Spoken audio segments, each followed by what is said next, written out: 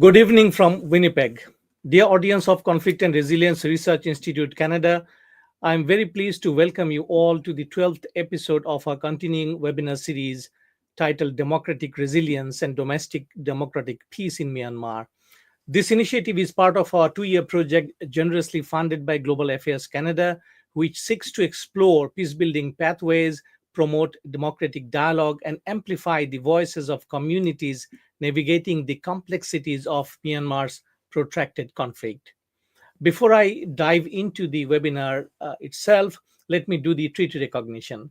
The institute is based in Treaty 1 territory, the homeland of Anishinaabe, Cree, Ojibwe, Dakota, and Dene people, and the homeland of Métis Nation. We all are treaty people, and we all are promise bound to work together in the true spirit of reconciliation. The audience, as we gather here today, the urgency of our dialogue is underscored by a world increasingly fractured by geopolitical tension and armed violence. The Middle East once again stands at the edge of deeper instability with Israel Palestine conflict and Israel Iran conflict waging heavily in front of our eyes. In Ukraine, the war continues to reshape global alliances and humanitarian priorities. In Africa, coups and internal strife unsettle already fragile democracies. In this environment, the aspiration for peace is not a luxury, it is a necessity. The resilience of democratic systems and the prevention of domestic conflict are more important than ever, not just for regional stability, but for global security and human condition. At this institute, the audience, our mission is rooted in fostering inclusive dialogue, deepening community resilience, and supporting efforts towards sustainable peace. As many of you know, Myanmar remains as a critical juncture. The post coup political landscape has witnessed significant repression, democratic rollback, and widespread humanitarian consequences. Yet, within this turmoil, there remain vital conversations on resilience, governance, and the pursuit of domestic peace. Today's discussion is framed within this broader effort to imagine, articulate, and contribute to a peaceful, democratic Myanmar. The audience, we are especially honored to have with us today Dr. Ikpant Pindavanja, whose scholarship and advocacy offer deep insight into the intersections of democracy, peace, and authoritarianism in Southeast Asia. Dr. Ikpant holds a European doctorate in peace and conflict and development from Universitat Jaume in Spain. Over the past 2 decades, he has been at the forefront of peace and human rights education in the region. He served as the director of the Institute of Human Rights and Peace Studies at Mahidol University in Thailand and is currently a researcher at the Social Research Institute at Chulalongkorn University. His research spans community based peacebuilding, reconciliation, social healing, and democratic transitions under authoritarian regimes. He is the author of numerous articles and chapters, including the recent publication Democratic Resilience in an Authoritarian Society, and has advised countless graduate theses and human rights and conflict transformation across Asia. His work reflects not only academic excellence but also a deep commitment to peace and democratic empowerment on ground. We look forward to his insight today as we delve into the possibilities and limitations of democratic resilience in Myanmar, the role of civil society, and what domestic peace might mean under conditions of protracted authoritarianism. The audience, we are also very proud to have with us our distinguished panelists today and many of our core member of the project. And let me just mention David Gerald Newman, our founder director, Dr. Ernest Thiessen, our core member, Felix Haas, our consultant from Myanmar, and most importantly, we welcome today Mr. Anil from Rotary Club of Singapore, and he is very kind to spare some time with us this evening to listen to the discussion in this very project. So, without further ado, let me welcome Dr. Ikpan to the show. Dr. Ikpan, go ahead, and we are very proud to host you this evening. Okay. Good morning, Professor Ahmed and distinguished guests. Today we are going to discuss about like democratic resilience and uh, domestic democratic peace in Myanmar. Uh, I have to uh, I have to uh, say that I recently work on the issues of conflict in Myanmar.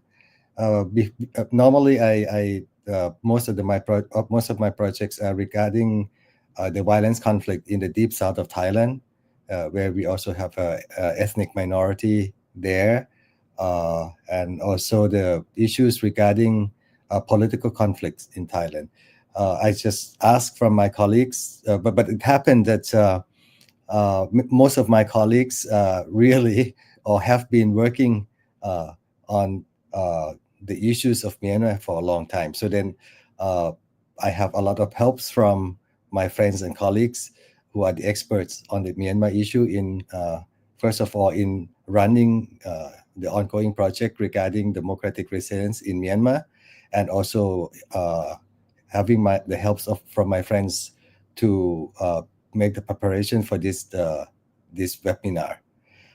Uh, Many of you may be uh, uh, maybe used to with the issues of Myanmar, but for some of uh, the audience who are not used to with the issues, so I will have certain background regarding what had happened in Myanmar, at least in the past decades. And then because today we are discussing about like domestic democratic peace in Myanmar as well, so then we will discuss a little bit about the theoretical approaches of the domestic democratic peace.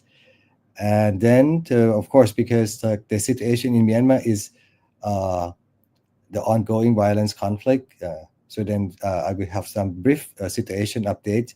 uh, just last week, actually a few days ago, I just came back from the area. We spent a kind of like a week, in that area, and just like having several interviews with so many stakeholders and affected groups of people. So then I will have some of the situation update, and then we will talk about the multi-sectoral stakeholders and the peace process, and eventually we hope that what we are thinking or preparing, so that we can go for democratization and peace building in Myanmar.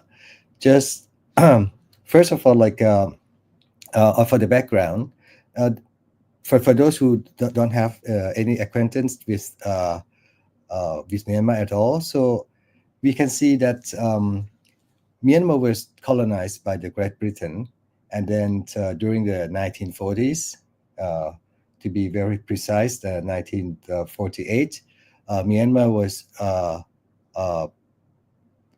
decolonized, and then Myanmar became independent in 1948. Uh, anyway, the thing is that during the post-war negotiations in 1948, uh, the negotiation, if you want to see that there are numbers of ethnic minorities in Myanmar. So then by that time, the country was called Burma, settled certain agreements with the ethnic minorities that once Myanmar itself uh, is independent, so the Burma government will grant autonomous to the ethnic minority groups.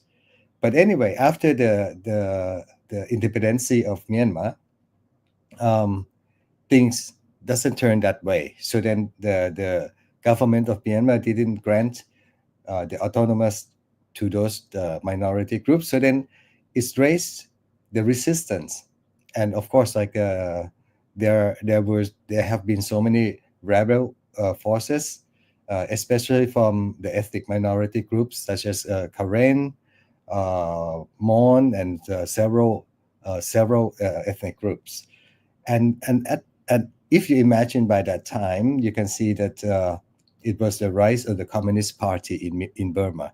So then, since the very beginning of independency of Myanmar, there have been a lot of armed conflicts among uh, several ethnic groups and also with the central Burmese government. And it upcoming to like from 1946 to 1962, uh, this kind of struggling has been going on. And then until 1962, a military leader staged the coup. Like the coup d'etat is one of the solution for many of political conflicts in Southeast Asian countries, Thailand, for example, and of course, like Myanmar. So from 1962 to 1988, General Navin ruled the country, and of course, as a dictator. So then, why we are mentioning about 1988? Because in 1998, if many of you have heard the name Aung San Suu Kyi, so the name Aung San Suu Kyi raised during that time, because there was what we call quad eight, like a four number of eights, like 8888, which means it happens. It was like a student protesting all the countrywide, just like against the dictatorship of General Navin. And then on August 8th, 1998, there was a coup d'etat against the General Navin. So that's why they call this uh, incident, the uprising, they call like a 8888 uprising. And that's also very significant because like it was a kind of waking up call for students and the democratic activists, and like just to be like a kind of like warning for people who pursue the democracy in Myanmar. But anyway, from 1988, even when after the military coup throw away General Navin, the former dictator, so then they were the continuity of authoritarian regimes or the military junta for decades after that. Up until there was a kind of attempt to go for the election of democratic ways of governance in 1990, but that election was voided. So it means that there was no result from that election. So the military leader also continued to hold the power. And of course, like after 1990, it was the full control of the military regimes. And from 2006 to 2010, there were many attacks from the Burmese military to the minority groups, and that caused to a lot of people to displace. So there were numbers like hundreds of thousands of refugees from Myanmar fled to Thailand by that time. A little bit afterward, after several of violence incidents in Myanmar, a lot of battles, a lot of war, civil wars, and struggling.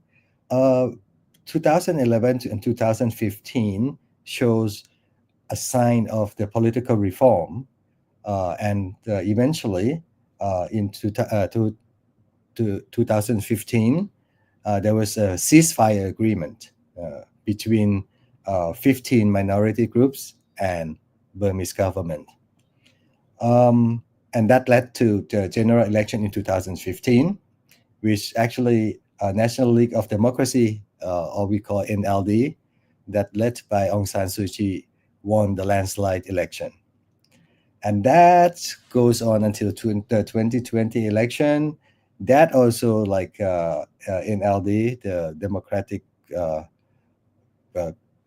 Party, won the landslide. And of course, the military leader claimed that there were a lot of irregularities and this that, so on the 1st of the February 2021, again, military chief Min Aung Hlaing, the leader of the Myanmar right now, staged a coup d'etat once more. And then it led to the nationwide protesting. And up until now, there are still civil war is going on. I mean, many people call it civil war, and I can call that the internal violence conflicts have been going on for since 2021. But the thing is, like, I will update of this situation later on. But this is like the overall background of things that had happened in Myanmar. What the theories that we are using to analyze this? The theories that we are using to analyze this is like domestic democratic peace theories. The democratic peace, actually, the democratic peace theory was initiated by those who study the international relations, which actually basically just talking about the theories of Immanuel Kant from perpetual peace. The thing is, like, most of my professors when I was studying in Spain, many of them adopted this concept. So then maybe I was inherited some of their ideas a little bit. So then the perpetual peace is the ground of democratic peace theories. Just like democratic people oppose the war. This is just principle. And then elected forms of democracy are hesitant to engage in the armed conflict with the other identities democracies. And the governments of the democratic states are responsible for war against the other. So it means that when you are engaged your country into the war, you have to report to your people. You have to get get accepted from your people, get approval from the people, so then you can go to war.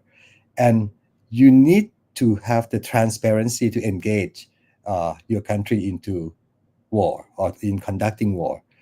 This is also a part of the theory, just war theory.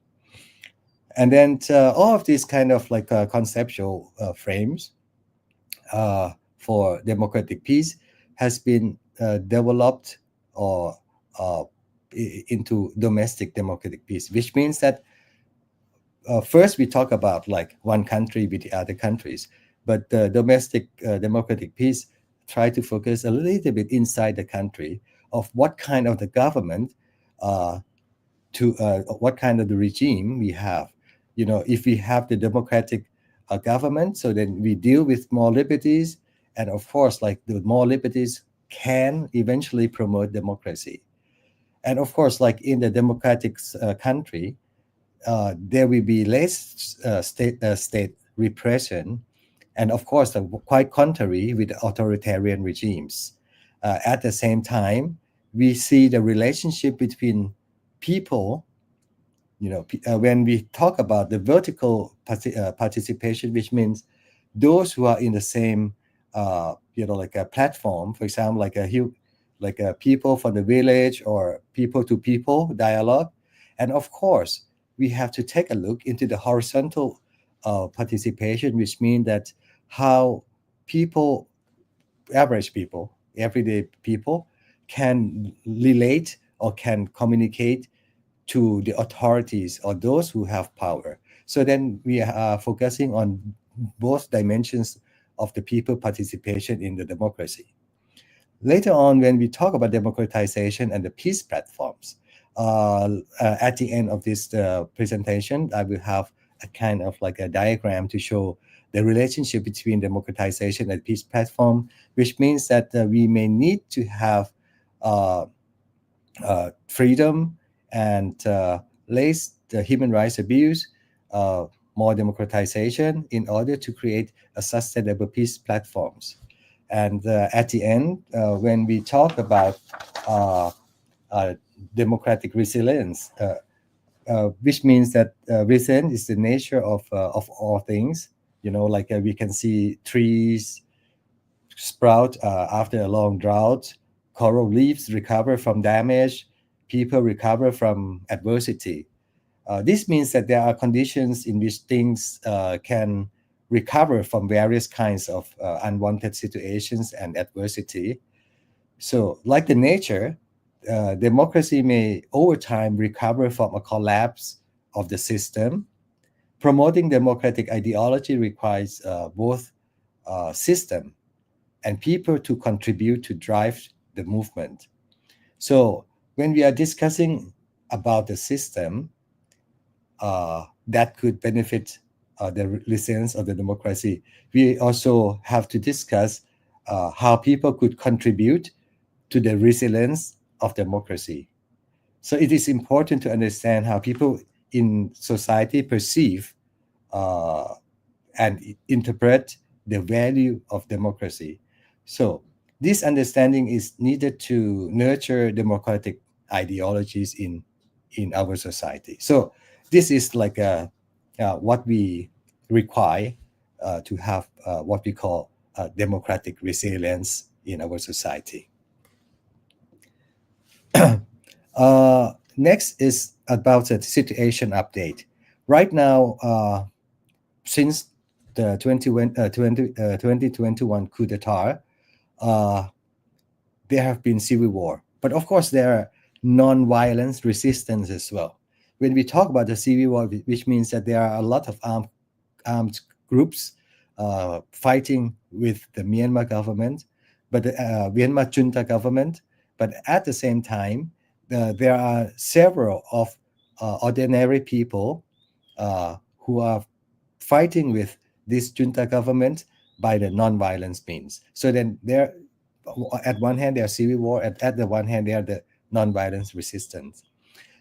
The way that Burmese government is trying to how do you call that, change the attitude of their own military personnel is dehumanize, uh, and then of course like a lot of incidents that they have the human rights violation.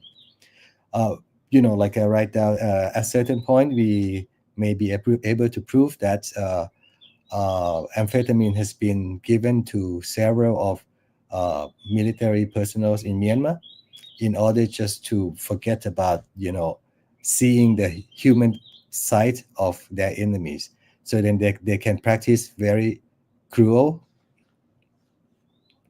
uh, they can practice very cruel methodologies or practices. And of course, like there are a lot of human rights violations. They rape, they killed, and they did a lot of inhuman uh, ways of things.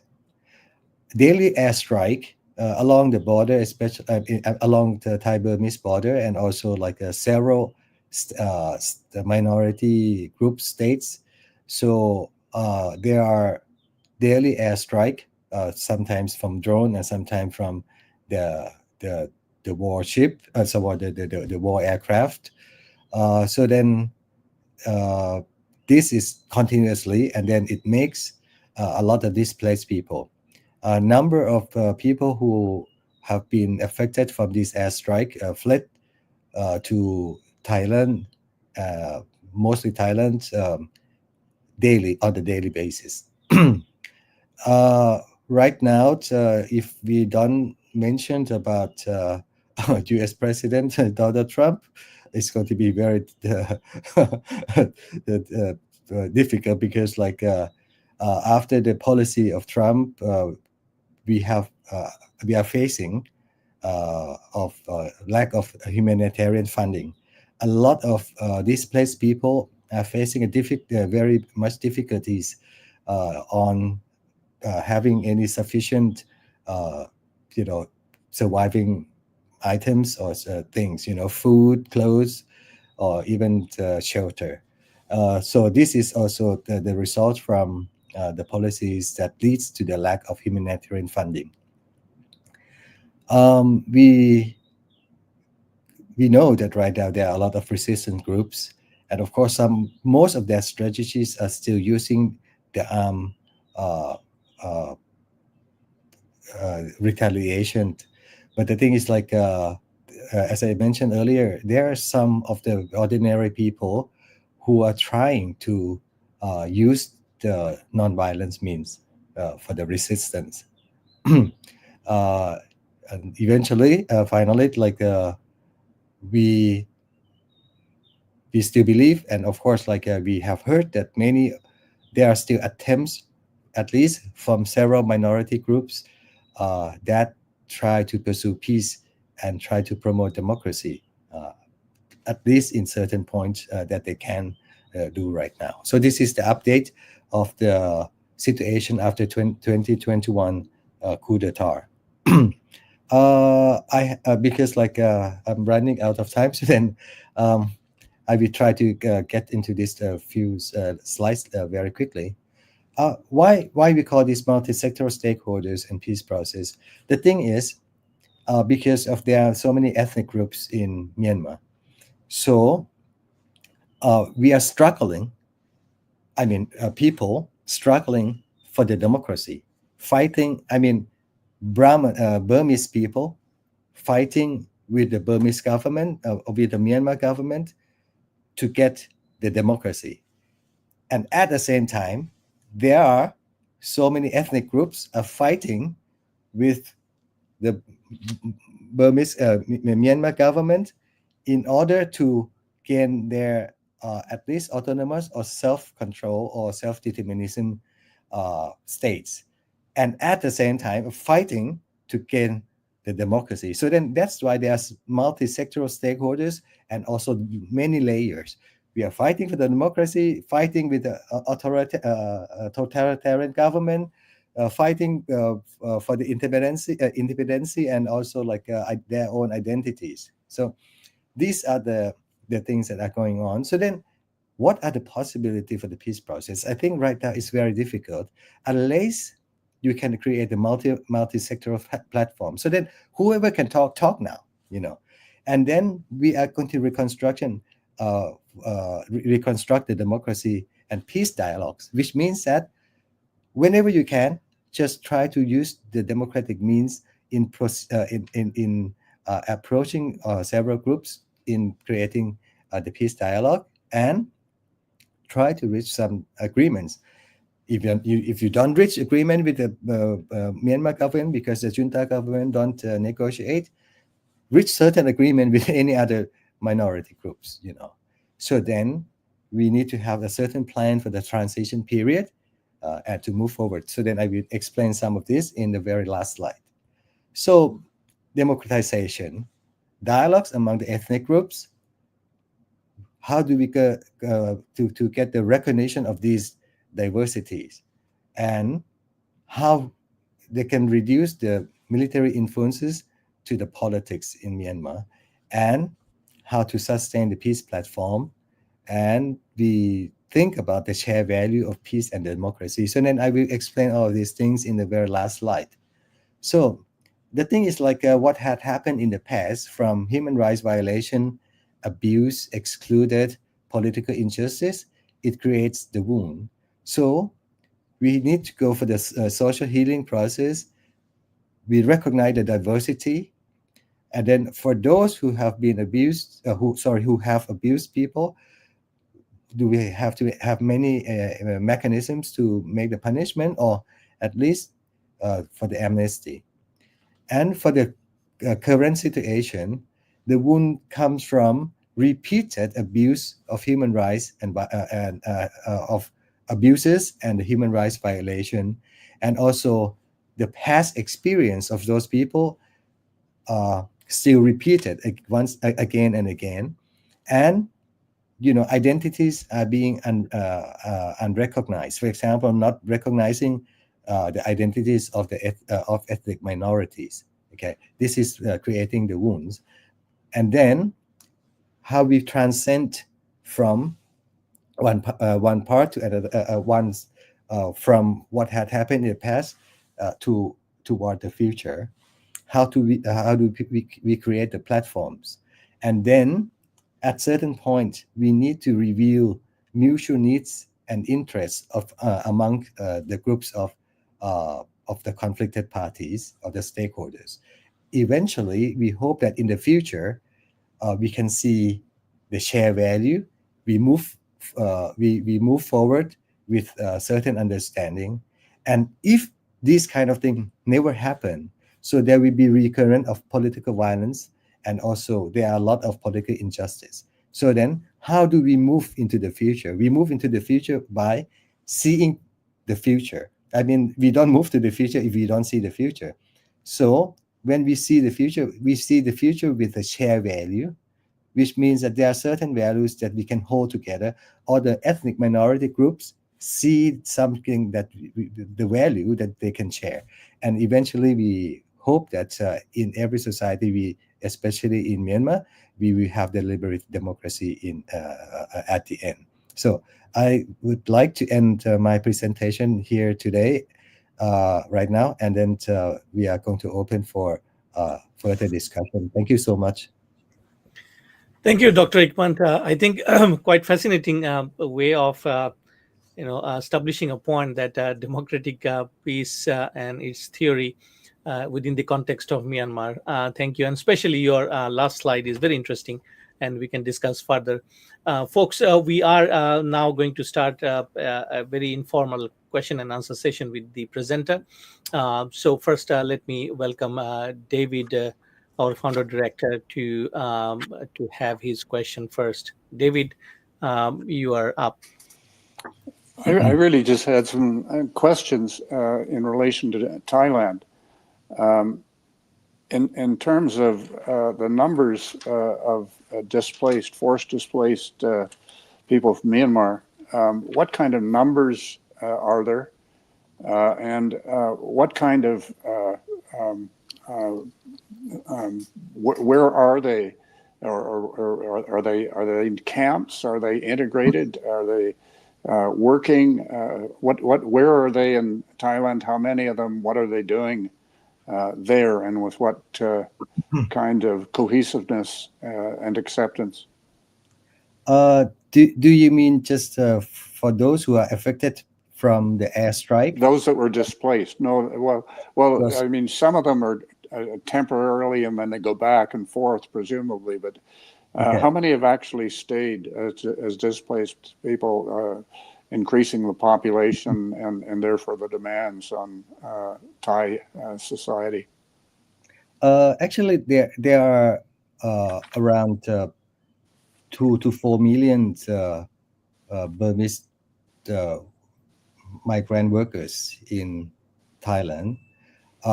But this is not the result only from the war and the violence. It was like some forces of economic constraint in Myanmar as well for the decades ago, which is actually, we can count like at least 2 million registered, and some maybe twice.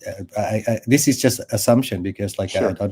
I don't need specifics, but it's just curious. So in terms of migrant workers, are they welcome as productive workers who are helping the economy of Thailand? The thing is, like, Thailand is also an extreme authoritarian society, very nationalist, and we have a kind of like a kind of like a prejudice on storytellings from the past history. So then we welcome most of the Thai people welcome the Burmese migrant workers in a certain level. But once it comes to the critical point, there will be a lot of confrontation, especially about the rights of the Thai people. How do we have to accommodate those people? They're from somewhere else. Why do we have to divide our resources for them? At certain point, many people recognized the need to have Burmese migrant workers in Thailand, but the respect needs to be improved, and many of understandings have to be done. Uh, Most of the migrants are working in the non, how you call that, like labor sector, but actually many of them are qualified in many other sectors, but not yet really get accepted into other sectors apart from the low wages labor forces. Uh, and this is but the thing is, there are several groups of labor rights in Thailand who are trying to uh, pursue the rights of the migrant workers in Thailand. So then the groups who are the migrant workers are more at least protected from several laws and regulations from the labor laws in Thailand. But the other groups, what we call, the illegal groups. So then, uh, because this illegal group, I think is quite large, but of course we don't know exact number, and they have been abused by a lot of corrupted politicians, corrupted police officers, and authorities in Thailand very much. And these people are the victims from these corrupted people. So this is also the group of very sensitive, and we need to have some mechanism to protect this group as well. But of course, because they are not registered, we always use the basic, human rights law in order to protect them. But still quite difficult anyway in practice, because it involves a lot of corrupted officers, authorities. This is Yeah. also very So fragile. I don't want to distract you from the major issue. The reason I asked that question is if peace were restored in Myanmar, would those workers, ideally, want to return to Myanmar and work there if they had a healthy economy in Myanmar? And would they, presumably some of those workers have left families behind, and they provide income from what they earn in Thailand and send it back to Myanmar. Is that a common circumstance? Yes, in certain level, it means that several of Burmese migrant workers are already settled in Thailand. They moved the whole family here. So then, at that point, for this group, I think. I'm not sure. I cannot talk about instead of is what they are thinking. But many who have been settled in Thailand may be less likely to return. But for those who still have their families there, and also property, farming, and everything, so maybe they prefer to return. Many of the people who have talked to also have some preferable to return, and they just want to build their nation again. But anyway, because as I told you, that it is like different layers. So Sure. when we talk about Burmese people in Myanmar, we are, sometimes we incorporate the other ethnic minorities, as a nationalities of the Myanmar people. But the thing is, at a certain point, with the ethnic groups, they may not be returning to Myanmar as a Burmese, but they may have to return as a Karen, as a Mon, So then it depends on the areas that they can accommodate their life as well. So then, Sure. The reason is that I put the question is, these are stakeholders, right? They're stakeholders in relation to the whole process that we're proposing through Smart Settle.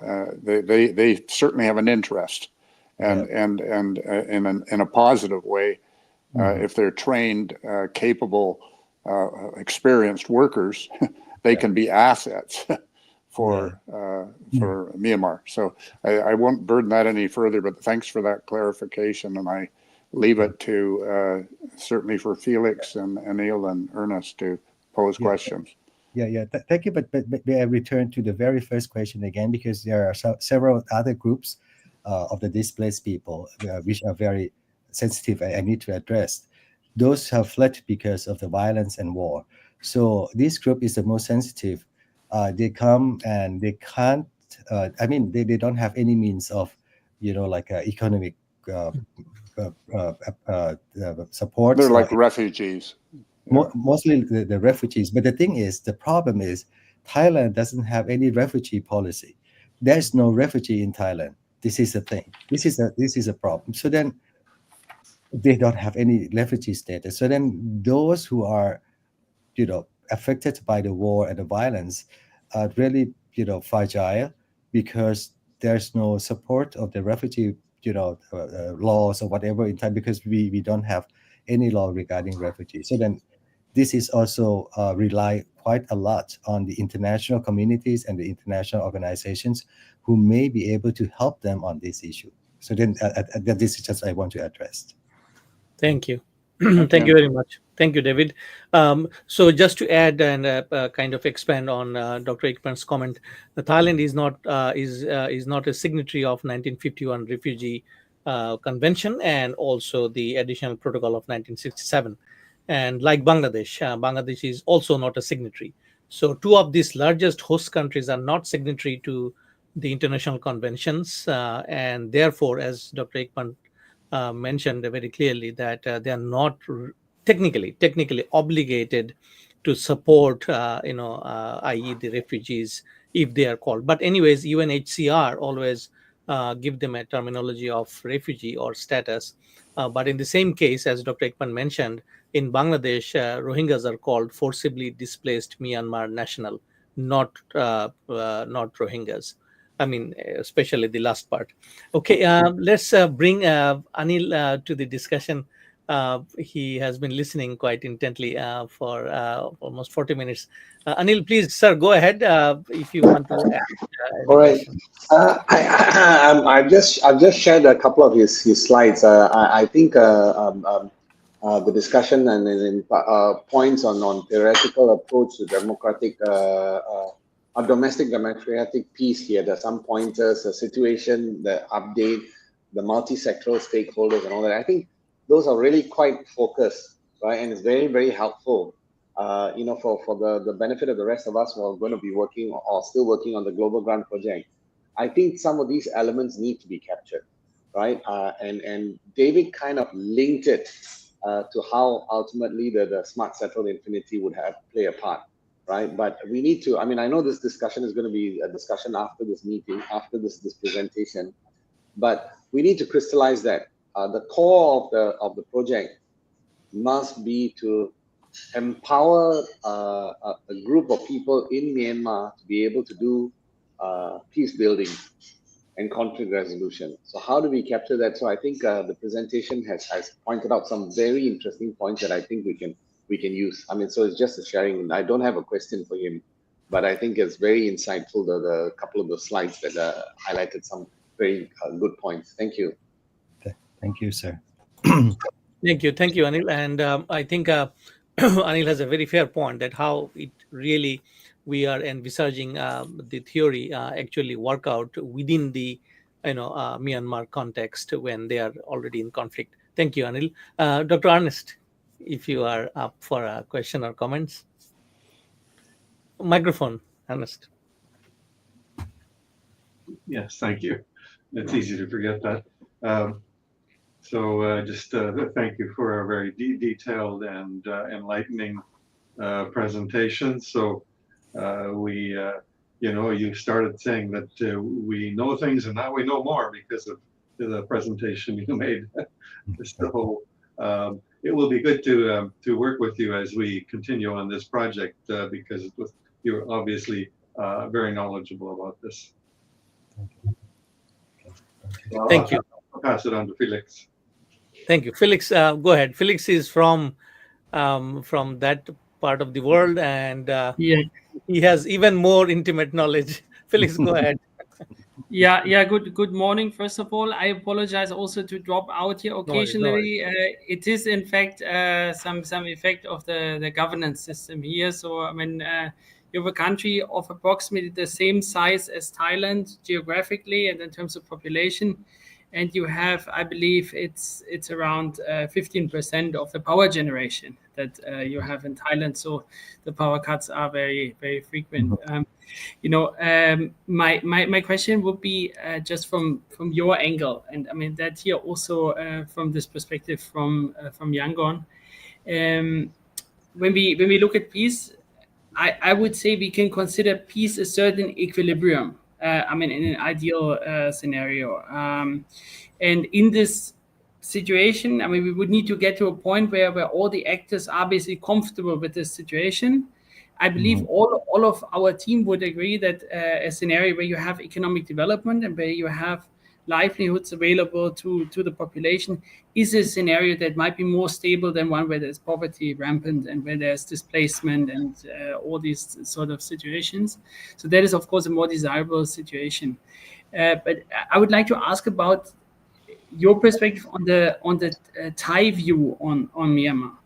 Because I mean, it had been you described all the phases of Myanmar's development, and Thailand found its way to deal with the situation in a way by basically hosting the migrant workers. I mean, these up to 4 or 5 million migrant workers from Myanmar.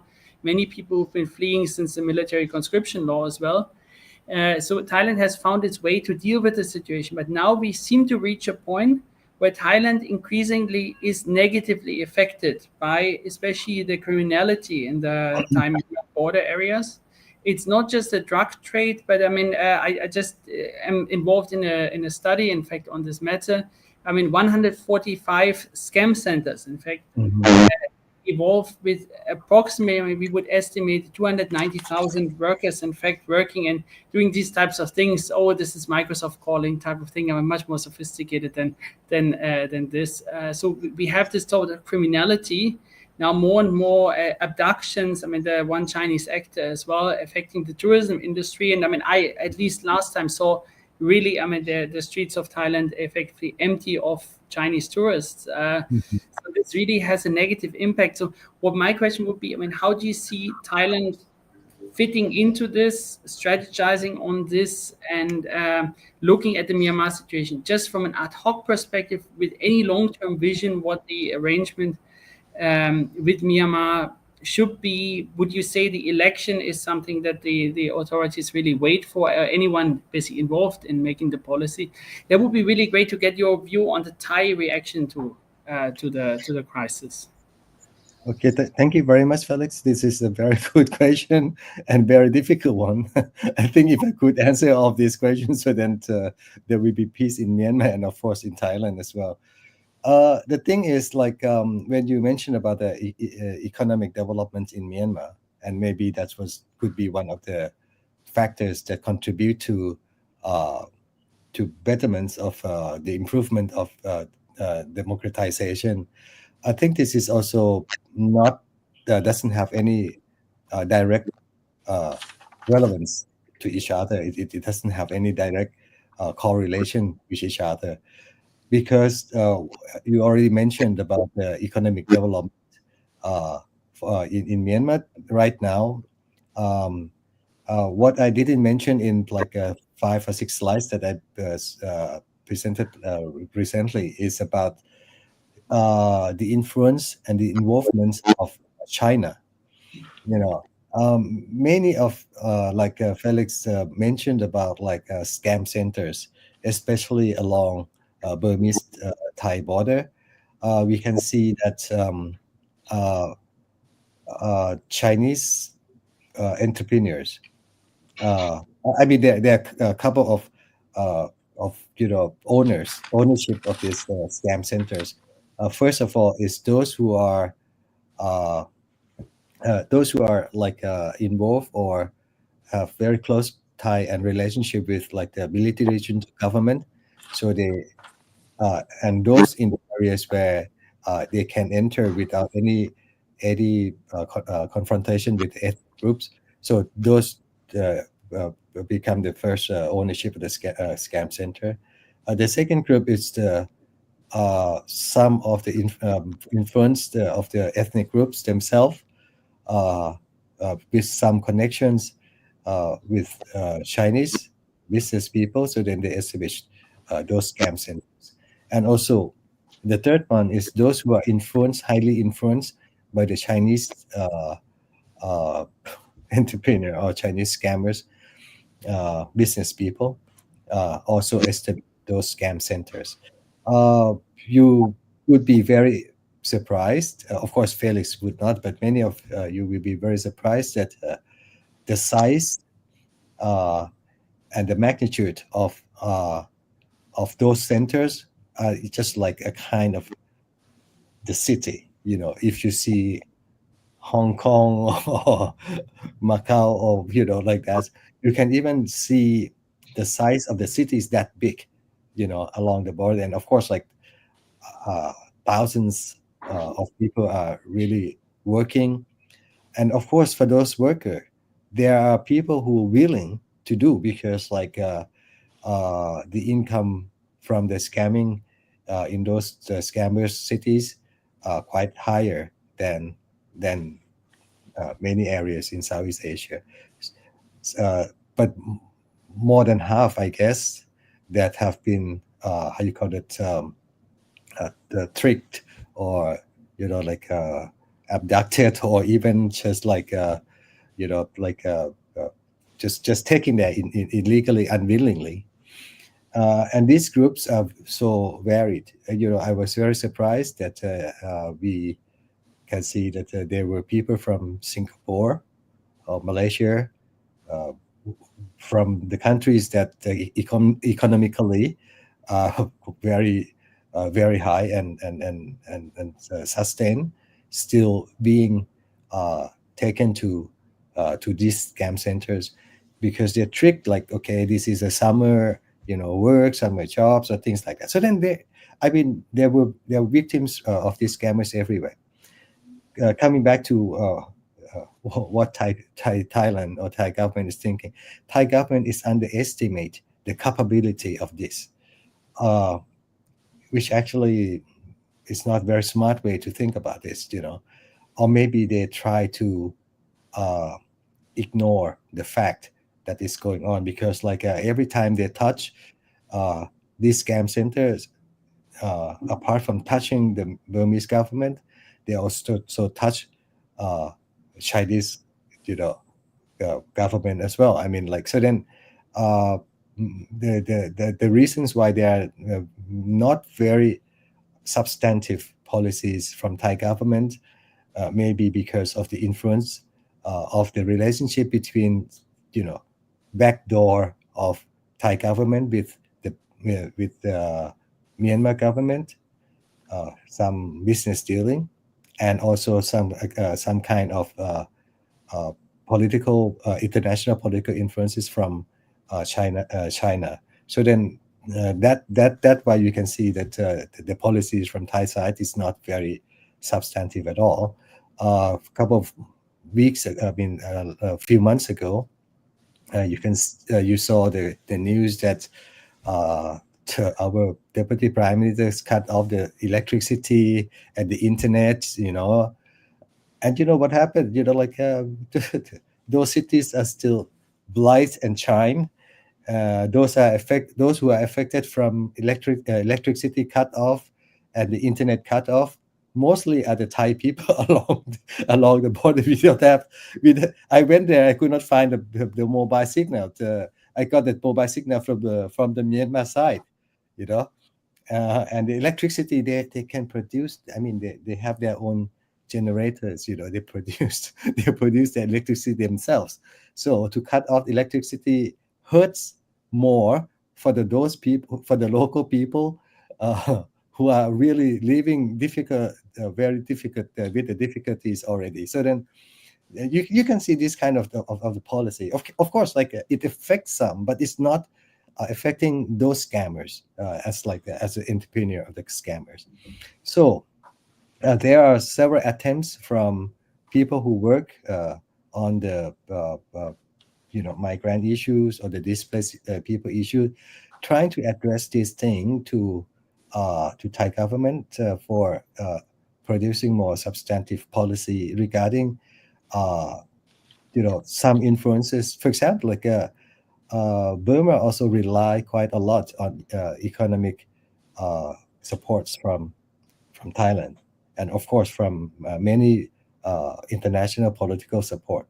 So then I think these are the conditions that can be used as a mechanism to negotiate with the Burmese government in order to transform, first of all, to have free and fair elections with that upcoming, and also trying to open some opportunity for, for some kind of peace dialogues and peace platforms with their ethnic minorities. So then it may reduce some kind of influences from these scammers. And of course, like for the sustainability of the democracy in Myanmar. But the thing is, like, frankly speaking, with the magnitude of these scammers, you mentioned, Felix mentioned himself that it was like a kind of like 100 something scammer sites, and each site is huge. It's just huge as a city. It's a small city. I mean, some of the cities in Europe cannot is not comparable to to the scam cities along the borders. And I think it's going to be it's going to be a lot of problems in the future. And I still don't see how we can cope with this, because the magnitude of the investment, and of course, like it could be some kind of not very, it's not very clean money. People call it gray or dark money, and I think that's going to be very much influenced, and still, it influenced from all sides. Money buys everyone, including the Burmese officials, and of course maybe some officials from Thai side as well. Thank you. Thank you so much, Felix. Yeah. Let me perhaps just echo what Ajahn just mentioned, that in fact University of Winnipeg and also Chulalongkorn University would look small basically compared to these newly built full-fledged cities, especially at the Myanmar Mesot border. And it is especially regrettable. I mean, what I noticed was that in the during the Prayut government, that a lot of focus was placed on actually borderland development and building the cross-border connections, trade zones, and all the like. So there were a lot of bridges, so to say, in a literal sense, built for peace and for greater economic resilience, economic development, and all this has basically, I mean, it's deprived of its function, the trade connectivity, all the investments in the border area. I mean, that really cannot really come to fruition in a way. I just wanted to ask one quick other question, because when you mentioned also your kind of visit and engagement with the stakeholders in the border areas on the Thai side, I mean, the exile communities. I mean, what is your sense, though? I mean, to what extent the stakeholders have somewhat a vision for peace? Because I mean, there is a vision for unified, basically, or I mean, not necessarily. I mean, for the struggle itself, and there are some political demands, but I mean, it's hard for me also inside to see how this can come to an actual process of peace. I mean, I always have this whenever I speak to a peace NGO and all, I mean, I'm asking, I mean, okay, when they say they work on the peace process, I mean, which kind of process at the moment would they really be talking about? What would be the most critical kind of pathway? I don't know. I mean, if you have any thought on that, but do you feel that there are some kind of elements that could really bring about a greater process in peace in a way? As the major structure, I think I perceive very similar to you, Felix. That it's quite it's quite very at the minimum of the we can see the possibility uh, of having political wills from conflicted parties in pursuing peace. But the more discussions we pursue, uh, we can read between lines that the willing of having peace agreement is still in the air. It's still there. Even that they cannot how you call it institutionalize it or systematize it, but it's still in the air. They're surveilling. Even they cannot see the picture of the process very clearly. So that's why we don't see the peace process clearly as well, because nobody mentioned about the process. Peace right now is still quite a kind of target, is a kind of wills, is a kind of wants, is a kind of wish, but there's no know-how or know what regarding this issue. But anyway, if you with some groups, and especially one of my colleagues who study everyday peace, people to people peace, uh, uh, address some issues to me that among all of these things, just right away I told you that even we have a kind of armed resistance, but there are still number of people who are trying to use the non-violence means of pursuing their goals. And I think people-to-people peace is also another hope for us that at least, the vertical dimension is not functioning well right now, but the horizontal people-to-people dialogues still can occur, and then that's is not that doesn't require much of us to do. I mean, people, they can do themselves if they have certain knowledge, and if they have some capacity building, a little bit of capacity building, and some of a suitable environment. I think the people can do by themselves, because they have to live with this violence. They have to live with it every day, and they will find out certain mechanisms and solutions by themselves. I think this is also quite interesting. I'm not an expert in this, but one of my colleagues mentioned about people-to-people peace to me. Thank you. Yeah. Thank you so much. What a brilliant discussion. So we are going to close this session. Is just close to an hour mark. However, before I leave, I have received a couple of comments, questions from the audience, those who are watching our webinar.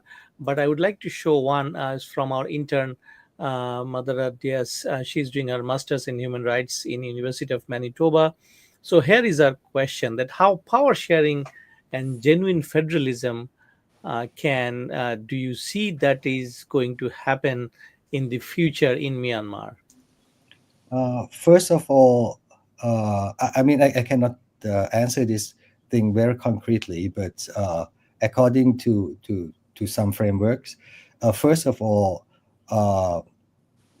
I mean, among minority groups, they have to find shared value. Of course, it's not their ethnic identities. It's not the language. It's not the languages that they are talking, because they are different.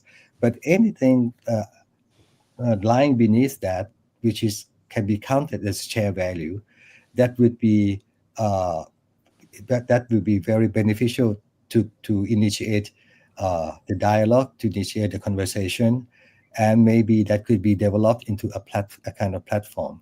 So first of all, look for the share value. What is the value that many groups share together, and then start from that point. Create the dialogue, initiate the conversation, and try to develop into the platform, and try to sustain the platform. So then that may help eventually. Thank you so much, Dr. Ikman, for answering all those tough questions. And especially, I think the audience, you must be aware that Thailand bordering Myanmar, and there are cooperation between these two governments, Thailand and Myanmar, in the past, and is also ongoing. And Thailand bears the brunt of refugees to a very great number. And it is not only Rohingyas, but they host a whole group of displaced persons from Myanmar, from Kachin, Karen, Shan, and other areas. So Thailand is definitely going through all these turmoils. And also, I studied a little bit for one of the papers that I was writing about human trafficking, and Thailand is one of the routes en route to the Malaysia and other areas. So Thailand is really important in this conflict when we discuss about the peaceful resolution. Thank you once again, dear audience. We have learned many things about domestic democratic peace in Myanmar and its future. Dr. Ekpant is a scholar in that area, and he also is associated with a very large Southeast Asian human rights network, in short, CRRIC, and we are really requesting Dr. Ekpant to connect us with this group in the future so that we can jointly do something. So, with this little bit of hope, I would leave the session tonight. Please follow us, please join us as you listen to the webinars on this conflict funded by Global Affairs Canada. And on that count, folks, please keep your eyes open and your prayers up, because we all need peace in this earth. Thank you very much for staying with us. Bye bye. Okay. Thank you so much. Good night. Good night.